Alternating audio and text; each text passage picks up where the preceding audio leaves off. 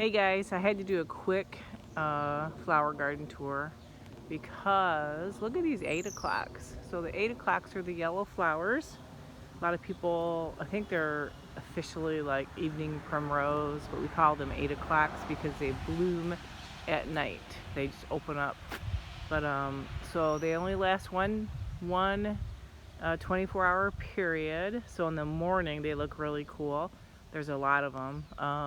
Tuff started these from seed last year, and then we planted them, and this year they're huge. So I think we have 5 plants in here, along with some other perennials, but the 8 o'clocks look really cool. So here are the 8 o'clocks, along with some other perennials and a bunch of annual vinca flowers that I got at the auction. I had to plant all of those. 10 flats, $1 a flat at the auction. I was just amazed that nobody bid on them, and then it took me like 3 days to plant them all. I still have a few to plant, but there is our milkweed that we let go. It still smells good, still blooming a little. We've seen some monarchs around them, so they probably laid eggs. So that's really cool. Here is another annual garden area that I always plant. This is tall red salvia and some white vinca in there. And then over here is a front bed. And this is a combination of perennials and annuals. So I have my perennial daylilies, lavender, some purple salvia, perennial salvia, and some hollyhocks that come up every year. And then I planted, I always plant annuals in there. So this year I planted the red, white, yellow, and orange annuals, and with the other stuff, and with the perennials. I also put in white glads, so the tall spiky things are glads, so that'll look cool. But one of my hollyhocks, but I think hollyhocks are actually a biannual, so they have to drop their seed, make the plant, and then the year after that they will bloom. So this one's a couple years old probably, but it's about 6 foot tall. Pretty cool. So there's the front. Got some white hollyhocks, some light pink hollyhocks, a sunflower that came up by itself. I always get a couple of sunflowers that come up. I'll volunteer, probably because we feed the birds sunflower seeds in the winter and in the spring, and then they drop them. So there's, oh yeah, my moonflower. So the moonflowers just spread the seeds and come up, and those flowers open at night too, and they smell really good. So that's pretty fun. So more vinca to fill it out. I have these to plant. I'll plant them right in that area. And then some perennial succulent comes up every year. And then over here, I always bring out my houseplant succulents in the summer. Our rock bench. So this is another bed that's mostly perennial, but we add in some annuals every year. Put some lantana in there.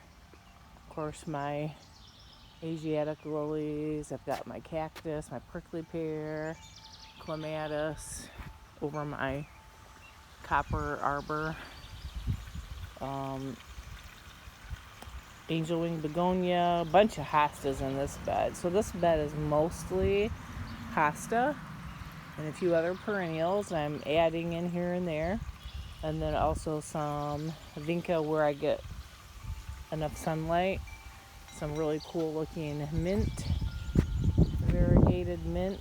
And then the rest of it's mostly hostas. I have a big spider plant I brought out. I put some of my house succulents on the plant rack. I bring out my cactus. So this is the back of the house bed. I've got some bleeding heart, a few other things, a couple bird baths, but it's fun. It's a lot of work, but you know what? It's good exercise and it's fun. It's rewarding because you get to see all the beauty, but it's really kind of fun to do. It was a little challenging this year because of the drought and then all of the rain. But it's doing pretty good. I added some bee balm this year. Every year I add a few perennials. This area right here I leave open for hoses. Gotta coil them up. And then I added a small knockout rose bush, and then a few annuals where the sun hits it, more vinca. I added a crocosmia, but it's not the Lucifer red one. I think it's a yellow one. I've never seen a yellow one before, so I snatched that up at one of the greenhouses. I can't remember which greenhouse it was. Last year I planted this purple buddleia, or butterfly bush. Got moonflower growing over there. A huge hosta. I think the name of it is giant hosta, but got a few pieces of garden art in the beds also, but more vinca and a little bit of carnation I planted a few years ago. Some phlox I planted a few years ago. It's getting big, but this is really cool. These are Stokes aster, and I guess that's about 2.5 foot tall, but it's loaded with blossoms. They haven't opened yet. It's really pretty. It's very different. And this is another butterfly bush, another Stokes aster, and more phlox. So that is back garden. Mostly shade, but this end is sun. This end gets a little afternoon sun, about 5 or 6 hours. So those are the gardens.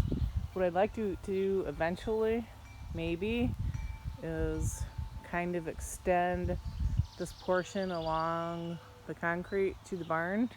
We'll see. I mean, if I had a 3-foot section in here all along, I'd get some sun. I could put some sun plants in here and then kind of go to the corner, but that's a lot. We'll see if I get ambitious enough to do that. And then I always have my potted plants and a couple hanging baskets. So that's it. Got the yard, all the grass cut yesterday. The pond's back up. Tough and I had a campfire last night and just sat out and enjoyed the evening. It was nice. No mosquitoes yet. So everybody have a safe and fun 4th of July. Be careful and have fun. See ya.